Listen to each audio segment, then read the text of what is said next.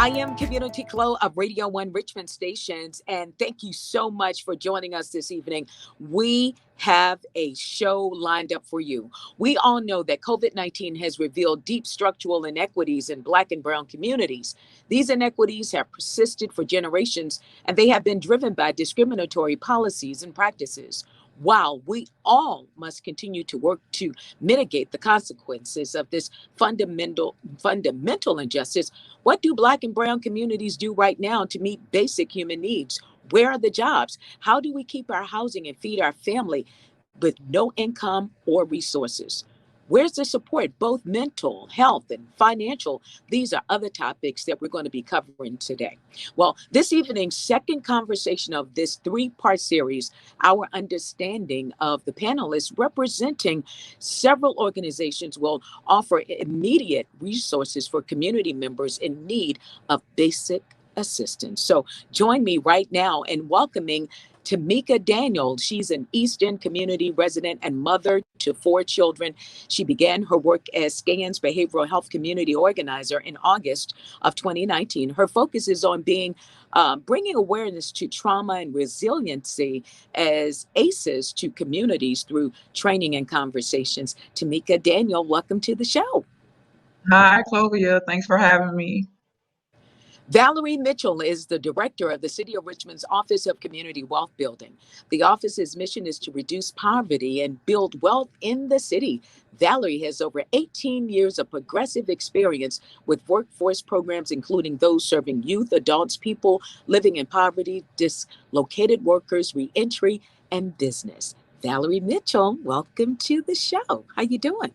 I'm doing great. Thank you for having me, Clovia. Alexis Stevens is the public relations coordinator for Feed the Streets RVA. She began as a volunteer when the organization was founded in 2016 and was later appointed to the executive board in 2017. Since that time, she has written the organization's first grant, awarding them with the funds and resources to begin making a significant impact on the community. Welcome to the show, Alexis Stevens. Thank you so much, Clovia. I'm excited to be here. Thank you. And Kim Young, who is currently the Director of Family and Community Engagement at Peter Paul Development Center, is a licensed clinical social worker in the Commonwealth of Virginia. Kim specializes in working with cross systems involved in youth and young adults who have experienced and participated in acts of community violence. In 2019, Kim made the shift upstream and stepped away from the direct service to begin working on problematic, all right, get it, organizational and system changes. Kim, welcome to the show. I'm so happy to be here with y'all. Thank you for having me. All right. We want to start this conversation, and I'm going to open up this question to all. As COVID-19 has hit Black and Brown communities, especially hard in Richmond, tell us what you are seeing firsthand. Let's start with you, Tamika. What I've been seeing firsthand is just the increase of need for everyone. Whereas at first, you may have had some that were well off, but it's like now everyone is experiencing some type of struggle, whether it's mental health, getting access to food, housing, just the bare essential needs that people need to survive. And it's sad and it's crazy that it's no help out there. So that's what I've been seeing mainly, just the increase of need. Well, thank you so much for responding to that. If anyone else would like to jump in, Valerie, Kim, or Alexis, to respond to that question. As COVID-19 has hit Black and Brown communities, especially hard in Richmond, tell us what you are seeing firsthand.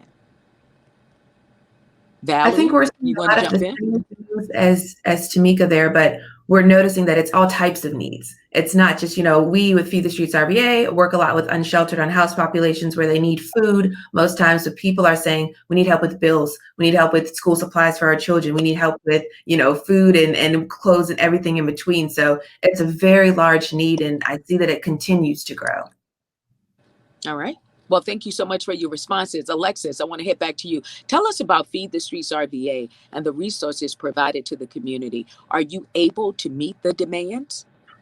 Yes. So Feed the Streets RVA, local nonprofit here in Richmond. We aim to serve those living at or below the line of poverty with our grassroots efforts. So I will say this year in particular has been a wonderful year for us in terms of being able to serve more people than ever, directly meet their needs. But while I say that, the need is continuing to grow. Things are continuing to be challenging for our neighbors here. So yes, we've been able to meet an incredible amount of need. We've been able to help more people than we ever thought we'd be able to. We thank our community partners for that. Our grants donations have certainly helped us get the resources to do that. There is always room to grow though. There's always more need, and especially as times continue to be challenging, we don't know what next month is going to look like. We don't know what the next few months are going to look like.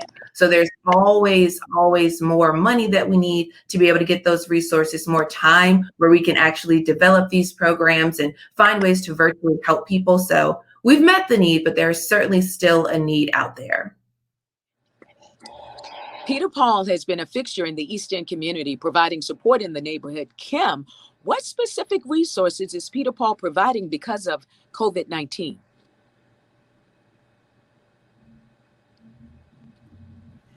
So I think like a lot of organizations who had to make some adjustments when COVID hit, Peter Paul was certainly one of those that worked to respond to the needs of community. And so, you know, since March 13th, which was the last day we were in the office, we have done what I wanted to say is a tremendous job of restructuring what we offer. And so one of the major things that have happened recently is in partnership with the city of Richmond through some CARES Act money, we are now operating an emergency child care center at Martin Luther King Middle School. Which is open Monday through Friday from 9 to 6 p.m. So we do facilitated learning, and we have the after school program, and we just recently started offering transportation. We continue to do our legacy programs like food distribution, which happens every other Wednesday. So every first and third Wednesday at Peter Paul from 8:30 to 10. We also continue to strengthen and utilize our relationship with the Giving Wall here in Richmond, which provides us access to some immediate response funding to be able to get out to folks in need. And so Peter Paul is just continuing to be a staple and a pillar in the community and continues to do what we can to support those. Well, thank you so much for that. Valerie, without financial resources or employment, the current issues in our communities will continue to persist. What services and opportunity does the Office of Community Wealth Building provide to those who need employment and long-term career opportunities? The Office of Community Wealth Building has 3 career stations in the city, one on North 25th Street, a career station on Marshall Street, and on South Side on Old Warwick Road. And in our career stations, we have career advisors who are working on coaching, mentoring, career advising, assisting with career planning.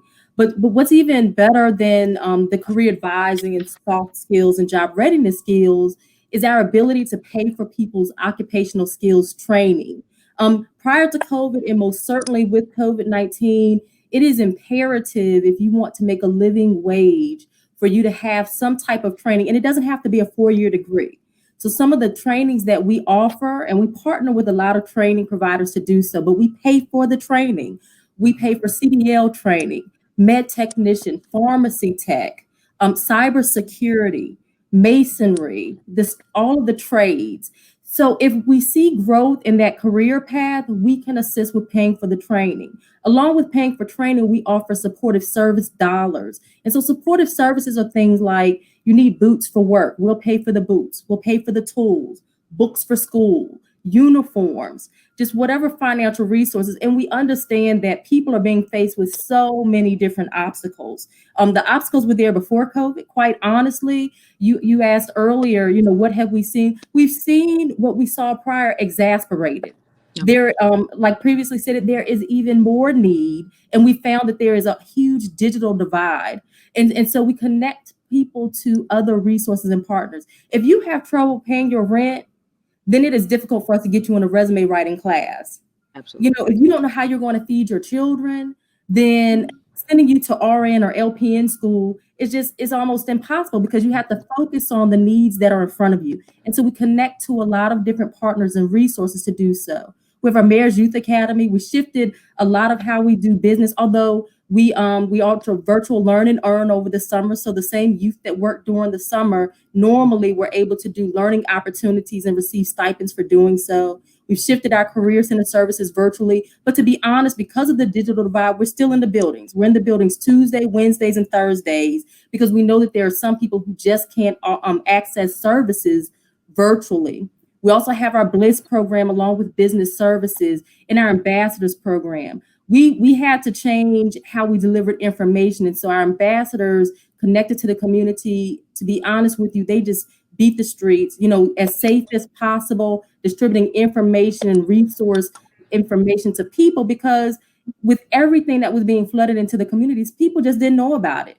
And so sharing that information, our ambassadors distributed desks to RPS desks that were donated to RPS children who did not have the ability to go pick up desks, so that they could create learning environments in their homes. And we recently launched a virtual learning project with our ambassadors, where they are on the ground in the Big Six, 5 days a week, with connectors who were hired from the community, knocking on doors to try to connect those students back to school, to the food, to the resources, because it's not just an RPS issue. Those are all of our children. We need to make sure that they are successful. So we've definitely pivoted during COVID-19, and we're trying to just meet the needs where they're at. All right, Valerie, thank you so much for the comment. Now over to Tamika.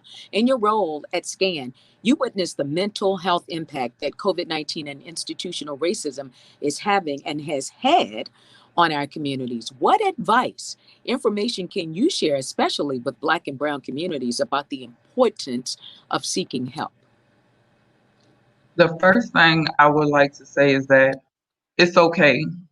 It's okay to receive help. It's okay to ask for help, and to, have compassion for yourself, and to not look at yourself in any other way, like you're less than, that you're not doing what you need to do, because everybody needs help at some point in their life. And for me, I know the importance of seeking help was about finding my voice. It's hard to trust in the Black and Brown communities because we're met with so much resistance and so much opposition. But there are agencies, there are true, genuine people out here that do want to help. It's just the point of, are you willing to put yourself out there? Are you willing to trust? It was hard for me. Had anyone asked me would I be here on this radio interview a year and a half ago, I would have told them no. But it took me putting myself out there and going to organizations like Peter Paul and having people that put a spark in me because they believed in me when I didn't even believe in myself. So I think once you put yourself out there and ask for help, it opens you up to endless possibilities. And now I'm on an even bigger platform to expose the people in my community to the things that I've been exposed to. And it's no greater feeling than that. Thank you so much. We want to thank all of our viewers for watching tonight. Once again, tonight's community conversation is being sponsored by the Friends of Prevention Coalition and the Richmond Behavioral Health Authority. FOPC is an alliance of over 25 organizations and individuals from all sectors united for creating safe, thriving, and well communities. Where do you see the gaps in services and resources? In addition, what are some of the resources available to communities that are aware of, but may not be widely known to Richmonders? Feel free to jump in. Valerie, Alexis, Kim, or Tamika. So I think one of the gaps, Clovia, is I stated previously, the digital divide. We have to figure that out, and we have to figure that out really on a systemic level. I think that RPS has jumped in with towers for students, but to be honest, if you're a job seeker today, prior to COVID, you needed to access a computer to apply for most jobs. And today it is imperative. And so that digital divide is important. It's also connecting is all of the resources. It's childcare. The community partners have definitely stepped up to the plate in providing more childcare due to COVID-19, but childcare is expensive. If you have a child under the age of 5, you could pay upwards of $200 a week for childcare. And so I've talked to some parents who have said, well, I'm just trying to figure out what to do and how to juggle this so that I can still work. People want to work. And the other is definitely rental assistance. There have been some moratoriums, but we do know that at some point the rent needs to be paid. And so one of the resources that I don't think is widely known about is our partnership with the with ACTS. And so we've instituted EFA RVA, Emergency Funding Assistance RVA, and ACTS is administering this program to provide rental assistance to residents of the greater Richmond area, and specifically the city of Richmond. And this is just wonderful. If you've lost income due to COVID-19, you are eligible for these funds to pay your rent. And that just takes a relief off of people. We know that ultimately these funds will be due back to your landlord. And so I think that it's really just trying to figure out where the gaps are and working together to try to fill them. Thank you so much, Valerie. Kim, would you like to comment? Yeah, I'll hop in and say that one of the two gaps that I see are just gaps in empathy and compassion. We can talk a lot about the barriers to accessing or the barriers to these opportunities, but at the end of the day, one of the biggest gaps that I see in the realm of human services is just empathy and compassion. We got people who just don't care about people, who have power and control over people in need. And so when you have folks who are at their most vulnerable and come into a place or a system and they're just met with disrespect, they're met with a lack of compassion, they're met with judgment. And so what I do know is Richmond is not an under-resourced city. We got things. We got a lot of things. We got a lot of resources. We got a lot of money. We have things that really aren't funneling into the communities that need them the most, because we got people making decisions about folks who just lack empathy and compassion. And so, but some of the unknown resources that I would say some folks in Richmond aren't aware of, and to Valerie's point, is ACTS, so assisting congregations together. Peter Paul is also a referral agency for ACTS. So anyone who is looking to get a referral to access some of the rental assistance money or even utility support, they can certainly reach out to us at 804-780-1195. And so we can also provide an ACTS referral for folks. Kim, thank you so much for responding. And I like what you said. And that's why it's so important to be doing this show right here, right now. So all of those other resources that we don't hear about and know about, we're going to bring it to fruition tonight. And we want everybody who's joining us to, jump in on our chat and make sure you put your information on how our viewers can get in touch with you and continue the services. Now we're going to move over to the year, which is 2020. And it has been a very hard year for almost all of us. You, me, all of us. Now it's time for all agencies and organizations to break down institutional silos. How would you advise our local leaders in government, the business, private sectors, the faith community, and your neighbors to work together to meet the needs of the people, Alexis? That is a wonderful question. I love the way that's worded. I think very similar to Kim's point, like she said, we have the resources here in Richmond. We have what we need. It's a matter of meeting the people where they are.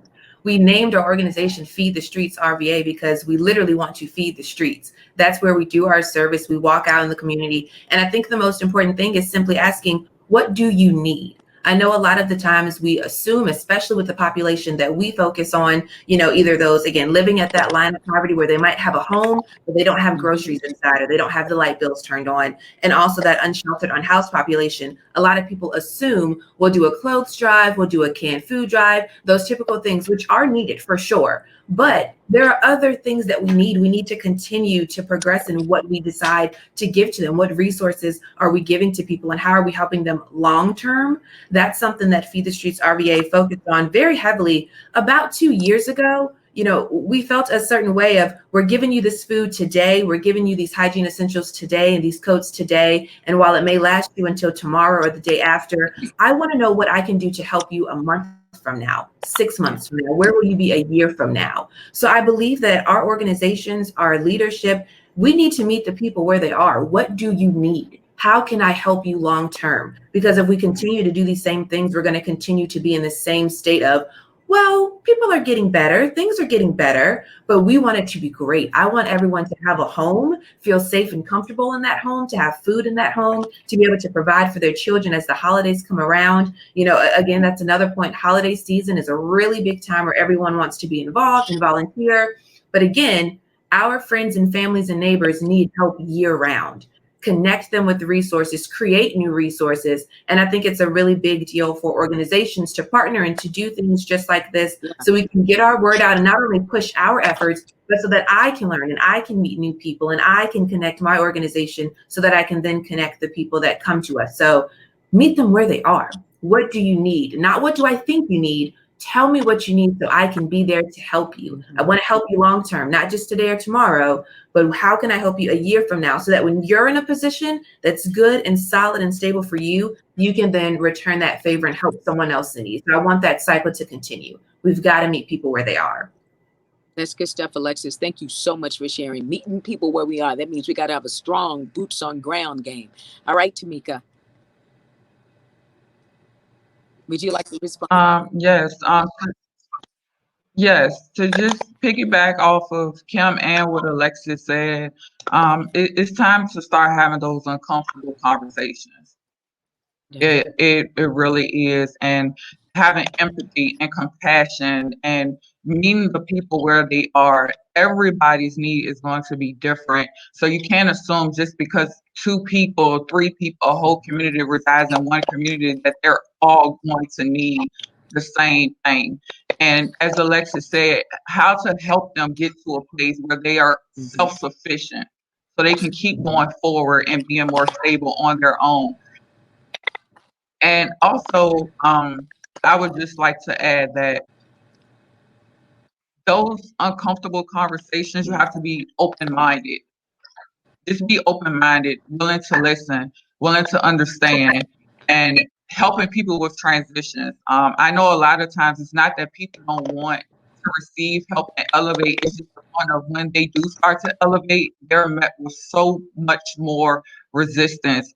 Their benefits are cut off. So now, even though they're making more money is going out because now you just immediate call off EBT benefits. So that's why I said the increase of need is there because yes, some people do work, but it's like they have no assistance. They can't get assistance because you're telling them they're making too much. But the cost of living is sky high. So they really not making a living wage to survive on their own. I've been in that boat myself where I've been faced with, do I want to keep pushing? Do I want to keep elevating myself? It seemed like I was getting more help and I wasn't doing anything. So it's like, how do we assist our families in just wanting to continue to elevate, helping them in that transition when they do decide to take that step and elevate themselves and not knocking them back down or making them feel like they need to retreat and go back to a place where they'll receive more help. All right. Well, thank you so much for that comment, Tamika. Raised a lot of points when we're talking about bridging the gap with the family. So once you're completed with the services, but you just need some help to bridge you over, but then you're going to be cut off with the basic needs of housing and food and other essential resources and supplies. All right, Valerie, we want you to respond to that, follow it up with Kim, and then we're going to close it out. I think collaboration and partnership is imperative. The city of Richmond currently has a poverty rate of about 21%. This is double the state rate. It's to be honest, it's ridiculous, right? And so in order to combat that, we have to work together. So what do I think we need to do? I think we need to take ourselves out of the picture. The bigger goal is bigger than one individual. And sometimes we have to set our differences to the side. We have to agree to disagree so that we can work together to get some things done. The other thing is that we meet a lot, right? I mean, you know, we will meet something to death in Richmond. And eventually we have to come to action. We have to eventually have action. And there's some things that are long-term. It takes a lot of meeting. It takes a lot of planning and strategic, strategizing. But we have to find where can we operate right now to come together to get something done while we work on the long-term goal, right? And we have to accomplish something. You could meet for a year and not ever accomplish a thing as partnership, but partnership is so important. We wouldn't be anywhere without our partners. So I think those are the two things: get something done, produce action, and put ourselves to the side for the bigger goal and for our people. Thank you so much for that comment, Valerie. Kim? Yeah, I definitely feel that our local leaders in Richmond, in particular government, certainly need to reevaluate their relationship with power and then begin to determine how they're going to redistribute that back into community. Because one thing that we have seen, I know in the beginning folks mentioned all the need and the exacerbation of need, but what I've seen in community is community showing up for each other. I've seen people leaning into their full power to fully care for their neighbors. I've seen folks step up when government has stepped out of the picture. And so I think it's important for us to understand that the people, we're going to take care of each other, and that we have the power to do that. And we have a requirement to do that when our government does not. Once again, our leaders truly need to evaluate their relationship with power. They need to evaluate their relationship with empathy and compassion, and if they even like people. Because we got some people who just don't like people, who are working on behalf of the people. And so a lot of that just needs to be called into the ring, and we got to handle it. But at the end of the day, even throughout COVID and when COVID is gone, people are going to continue to take care of people, because we're all we got. We got each other. I thank you so much, ladies, for being here. You have raised some good points, and I like all of the comments. Please make sure that you put all of your information, all of your contact information on the comments, because I'm sure our viewers want to reach out to you. And I have lots of takeaways with this. I'm a ground game type of person to serve the needs of the community also. And to your point, all of your points here when we're talking about the partnership, but sometimes when we're in crisis, we don't have time to meet. We really don't. When somebody's in a crisis and we have the wherewithal of the resources, we got to go and help them in the community. We might can do a follow-up meeting, but right now we're in the midst of a crisis. We're in the midst of a global pandemic. Now we're in the midst of vaccines, COVID-19 vaccine coming to Virginia. But guess what? Some of the people I'm talking to on the street are saying, I'm not taking a vaccine. So we have to deal with those issues too. So we got to love up people where they are. I thank you so much, Kim Young, Director of Family and Community Engagement at Peter Paul, for joining us. Valerie Mitchell, Director of the Office of Community Wealth Building for the City of Richmond. Tamika Daniel, Behavioral Health Community Organizer, Stop Child Abuse Now.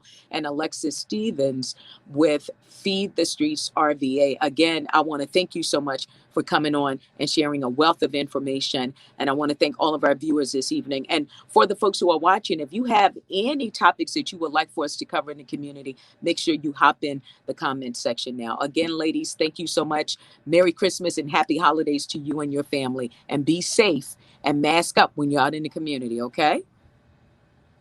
Thank you. Thank you. Thank you so much. Happy holidays. Thank you. Yes. I am Clovia Lawrence, and thank you so much for listening to our Radio 1 stations.